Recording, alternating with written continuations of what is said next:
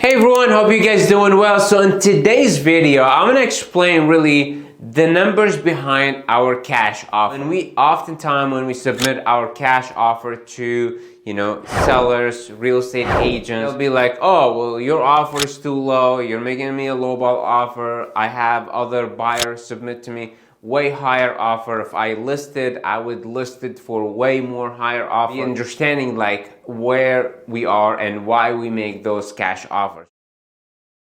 If you don't know me, my name is Waleed Yousif, real estate investor here in the Valley. And the reason why also I'm making this video, because we do, wholesale, we do flip. And so we understand the cash offer that we're submitting, again, to sellers, to real estate agents. When we submit a cash offer, the reason why it's that, or it looks like, a low offer compared to what other people, have in mind. Sometimes get offended with the cash offer because the expectation that they have, it's really here where, the reality of the cash offer, should be somewhere here. So the very first thing we have to look for on every deal, it's what's called, the ARV, right? So if you don't know the ARV, it's basically after repair value. This is kind of like a future, right? This is a future value that we have to look for. Could be like an appraised value, right? After if it's all fixed up, how much would that be? So some lenders would, require to use an appraisal to see how much that would be. The second thing that we're going to do, we're going to subtract that number by 30%. So here is the basically the breakdown of that 30%. It goes as follows. It goes that, okay, 6% finance. Okay, 9% holding and closing. 15% profit. So that's the breakdown for the 30%. Now to also break that further, basically is the following. So let's say finance. Well, what is that 6% finance? A lot of investors, they use what's called hard money lender, right? And that's where they would basically lend the money for the project. And so hard money and cash is expensive. And so they would have basically to charge them those points, the interest rate, origination fees, all of those fees. So that come into close to, 6%, again, of the ARV. The 9% holding and closing. Well, when we buy houses, we advertise that we're paying the closing cost, the commission on the first one. And also, obviously, in the second one, typically it goes sort of like half and half.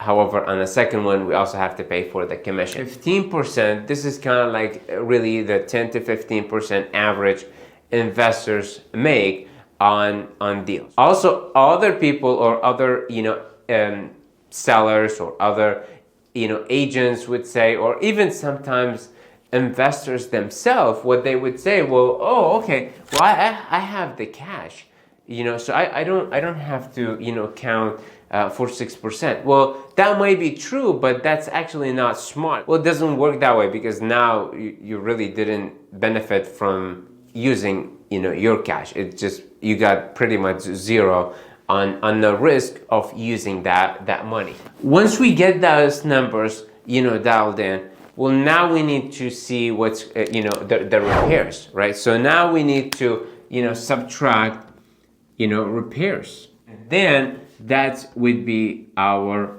our buy number. And so even though we did all of that, right? However, we still have to account for what's called, a wholesale fee. And so that's where we would basically come in, minus repair, right? Minus, wholesale. Now for us, even if we're doing a flip, we still have to account for that wholesale because there's an acquisition team that we have to pay, right? It's not free, right? Just because it's our team, it doesn't mean that, we're just going to, take advantage of it and, pay them nothing. Now, you can see now, here's the thing. Now here's the shocking right here. So let's keep that with the same example, that we have, right? And so if we say, for example, if we say, okay, it's 250, right? So that's let's say the ARV minus 30% minus 35 minus 8 K. Our offer 1 hour later. Much later. Our offer is basically now it's 132. You can see now that, oh, that number looks really low compared to the ARV. When let's say Zillow, Redfin, or when real estate agents, they would, let's say, list the property at, they listed as is. It's somewhere between like 70% to, let's say, 80% of the ARV. If we do the numbers, so let's say they have it for 188. So you can see that 188 compared to 132, it's very long gap, right? It's a huge gap between the two numbers right here, right? Which this is why you get a lot of people be like, oh, well, your offer is way too low, right? Yes, because your listing is too high. Your listing is way too high, so that it makes no sense for me. This is why we make sure that we're doing our numbers and we're presenting good numbers to to the seller. Majority of investors, they basically be using these numbers to be a successful fix and flip projects.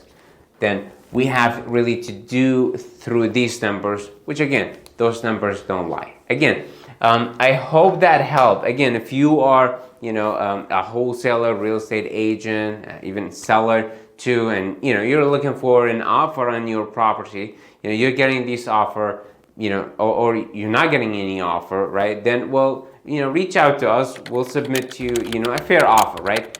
I literally just showed you the numbers, how we're able to make, our offer. Show you really the potentially profit that that we can make. We'll be happy to submit to you an offer for your listing property, for your property, or for your a wholesale property. So all you have to do, just leave a comment or give us a call. You have my information down in the description. Until next time, this is Waleed Yousif. Take care.